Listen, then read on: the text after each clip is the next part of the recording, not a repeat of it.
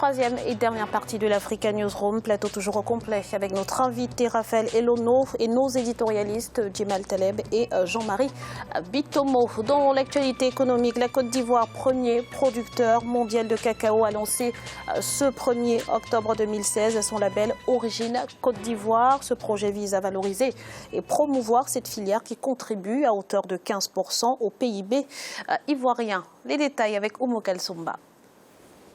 L'État ivoirien a lancé à l'occasion de la Journée mondiale du cacao le label Origine Côte d'Ivoire. Objectif, valoriser et redynamiser la filière. Les premiers logos devraient apparaître en 2017 sur tous les produits dérivés du cacao made in Côte d'Ivoire. Le secteur représente 15% du produit intérieur brut et plus de 50% des exportations de la Côte d'Ivoire. Selon la Banque mondiale, le cacao a contribué à la création des 2/3 d'emplois directs et indirects dans le pays. À leur sort, il a demandé d'ailleurs, qu'en liaison avec le ministre de l'Agriculture, du Développement rural, mais aussi en liaison avec le ministre de l'Industrie, on a aussi bien une transformation plus poussée de ces différents produits, notamment en ce qui concerne le cacao, mais aussi en ce qui concerne l'anacarde et le coton, de manière à ce qu'on assure des revenus stables et rémunérateurs à la fois pour le monde paysan, mais aussi des jeunes là qui vont aller dans le domaine aussi de la transformation. En Côte d'Ivoire, les exportations de cacao au cours de la campagne 2016 se sont évaluées à 1,548 millions de tonnes. Le gouvernement a fixé à 1100 francs CFA le prix du kilogramme de cacao pour la campagne 2016-2017, une hausse qui ravit les producteurs ivoiriens. Je suis vraiment très content parce que vous voyez, le prix du cacao qui était de 750, aujourd'hui nous sommes à 1100 francs, mais il faut remercier le chef de l'État. Il est dans notre peau, il nous écoute, donc vraiment nous sommes de cœur, nous sommes avec lui. L'agriculture regorge de potentialités et occupe une place importante dans l'économie ivoirienne. Le président Alassane Ouattara s'est fixé comme objectif de passer d'un taux de 33% de transformation de fèves à 50% en 2020. Objectif, créer de la valeur ajoutée et augmenter les revenus issus de la culture du cacao. Jean-Marie, concrètement, qu'est-ce que le lancement de ce label implique pour la filière cacao en Côte d'Ivoire ? De mon point de vue, ça implique énormément de choses. C'est que la Côte d'Ivoire a pris la volonté maintenant de pouvoir faire de la transformation sur place, transformation dont nous parlons tout le temps sur ce plateau. Tous les éditorialistes que nous sommes ici, là, nous n'avons qu'un souhait pour que l'Afrique s'industrialise. Il faut qu'au minimum que nous commencions par un début de transformation. Avant même d'arriver dans la diversification, si vous voulez, de nos différentes économies, nous avons déjà des secteurs dans lesquels nous avons des pays africains qui sont, comment dirais-je, qui sont compétitifs sur le marché international. Au lieu de faire qu'exporter la matière première, là, on commence un début de transformation et ça commence, si vous voulez, par quoi? Par une volonté politique dont on parle tout le temps ici. Là. Cette volonté-là, ça voudrait dire quoi? Comme le ministre l'a très bien dit, ça voudrait dire que l'Afrique va tirer une plus-value complémentaire en transformant ses matières premières sur place. Maintenant, on va diversifier, on ira dans d'autres secteurs après, mais les secteurs dans lesquels nous sommes compétitifs, comme je l'ai dit souvent sur ce plateau, prenons nos avantages naturels et convertissons-les, si vous voulez, en avantages compétitifs commerciaux internationaux. Donc, la Côte d'Ivoire est sur la bonne voie là. Certes, pouvoir commencer à certifier, ce sont les autres qui avaient commencé à faire ça pour nous. Graziella, je me souviens pour le bois. Le bois, pour que le bois africain soit vendu ici, là, il a fallu qu'on passe par des étapes de certification pour éviter la contrebande, ainsi de suite. Quand nous arrivons ici, maintenant, aujourd'hui, dans le stade de l'industrialisation, on se dit que, bon, OK, les pays africains sont capables aujourd'hui de transformer sur place, de certifier leurs produits selon les normes internationales et pouvoir les vendre sur le marché international. Pour moi, c'est la voie à suivre pour toutes les économies africaines, sans oublier ici, là, que nous avons affaire à un pays comme la Côte d'Ivoire qui est un des plus grands producteurs, c'est-à-dire de cacao dans le monde. Donc exploitons toutes les économies africaines doivent exploiter nos potentialités là pour que l'Afrique puisse s'affirmer sur la scène industrielle internationale. Alors Djemal, Jean-Marie parle donc de transformation locale de cacao, mais la Côte d'Ivoire est-elle suffisamment outillée en termes d'infrastructures justement? Si elle ne l'est pas, elle peut s'outiller. Souvent, même plus que souvent, dans nos États, nous sommes dotés de matières premières pour lesquelles nous n'avons fourni aucun effort. La nature, sur des siècles et des siècles, a doté beaucoup de pays de pétrole. Il est extrait par une compagnie étrangère. Le pays en question retient quelques royalties et il n'en gagne aucune valeur ajoutée et n'en bénéficie pas.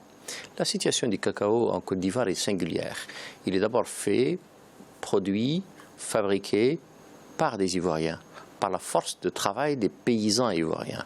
Et donc je ne peux difficilement m'imaginer que le travailleur ivoirien qui est courageux, absolument remarquable et qui fait un travail gigantesque, n'est pas capable, derrière lui, après lui, de trouver des industriels qui vont transformer sur place les besoins. Regardez le Botswana avec les diamants. Pourquoi est-ce qu'il est capable le Botswana est capable de faire avec le diamant, la Côte d'Ivoire n'est pas capable de le faire avec le cacao? Vous avez dit, monsieur, tout à l'heure, une chose, vous avez dit, il y a une chose qui ne se voit pas à la volonté. Non, elle se voit à la volonté, justement, elle se voit beaucoup. Et quand on met de la volonté, on va le voir. Et donc, il manque la volonté. J'espère que ce label-là n'est que la première pierre d'une grande volonté, d'une grande ambition des Ivoiriens pour que demain, le cacao ivoirien produit par les Ivoiriens soit transformé par eux et commercialisé par d'autres.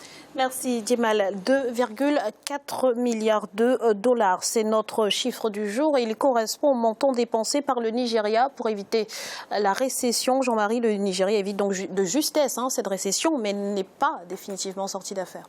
Le Nigeria n'est pas complètement sorti d'affaire, tout simplement. Pourquoi? Parce que nous savons que la principale source de revenus, si vous voulez, du Nigeria a taré pratiquement de moitié, si je puis m'exprimer ainsi, en termes, comment dirais-je, de revenus procurés par les exportations de pétrole. Donc à partir de là, c'est la politique monétaire qui est mise en place par le président Bouhari qui vise, si vous voulez, à amortir les effets de cette récession-là, parce qu'elle est déjà là, la récession. Mais maintenant, il faut corriger, si vous voulez, les effets par rapport à l'ensemble de l'économie nigériane.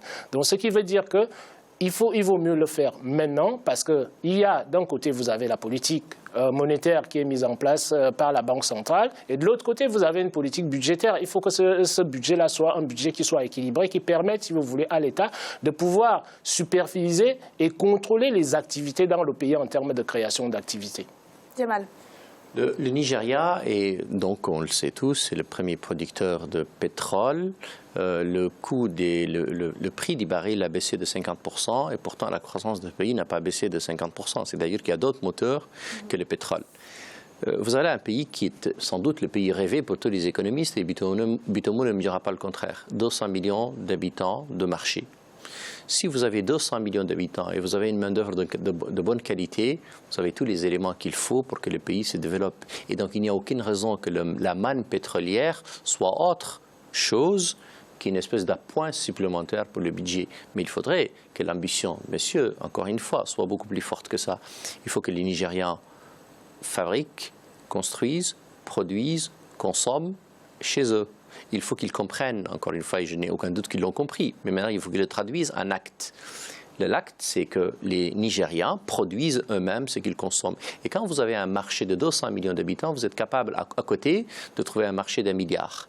Et donc, le continent africain, en tout cas la région qui est la mienne d'ailleurs, l'Ouest africaine, si on est demain capable d'avoir un moteur nigérian de consommation très élevé et très important. Attention, la consommation intérieure au Nigeria est très importante. L'industrie de la culture est très importante. Ce qui manque, c'est encore une fois la volonté supplémentaire pour que les outils de la fiscalité, les outils des sûretés, les outils de l'administration soient mis encore une fois et définitivement, non pas au service de la rente pétrolière pour qu'encore une fois elle soit extraite et souvent d'ailleurs dépensée à l'extérieur pour des choses totalement superflues, mais qu'elles servent à créer un vrai moteur d'industrialisation du pays et donc booster la consommation intérieure qui est importante, mais qui n'a rien à voir avec ce qu'elle est capable de devenir. Et à ce moment-là, et seulement à ce moment-là, on aura un grand Nigeria et on aura un moteur économique très important pour cette région et pour le continent africain de façon générale. Ce que je dis là est valable pour la République démocratique du Congo.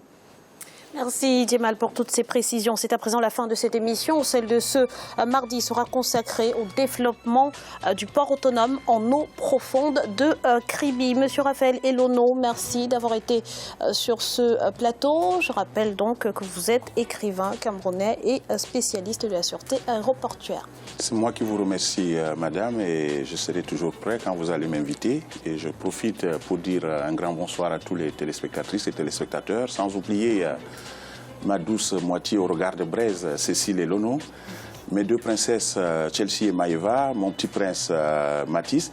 Et j'ai une pensée très forte pour le révérend pasteur Simon Gomo, qui est au Cameroun en ce moment. Il souffre tellement, il a perdu son fils et sa petite-fille, qui sont... vous savez, je suis jeune, mais je suis arrière-grand-père. Et c'est mon petit-fils et mon arrière-petite-fille qui sont morts. Et j'ai eu vraiment une pensée pour cet homme de Dieu. Toutes nos condoléances. Et je lui souhaite toutes mes condoléances et que Dieu le garde. Jean-Marie, ce fut un plaisir de vous avoir sur ce plateau. Plaisir partagé, Graziella. Je dis bonsoir à tous nos téléspectateurs, à toutes nos téléspectatrices. Et je vous dis à la prochaine sur le plateau. Et Djemal, merci d'avoir été avec nous. Merci Graziella, c'est un plaisir aussi. Et bien bonsoir à tous ceux qui nous regardent. Merci à vous, chers téléspectateurs, pour votre fidélité. Restez sur Africa 24, l'information continue.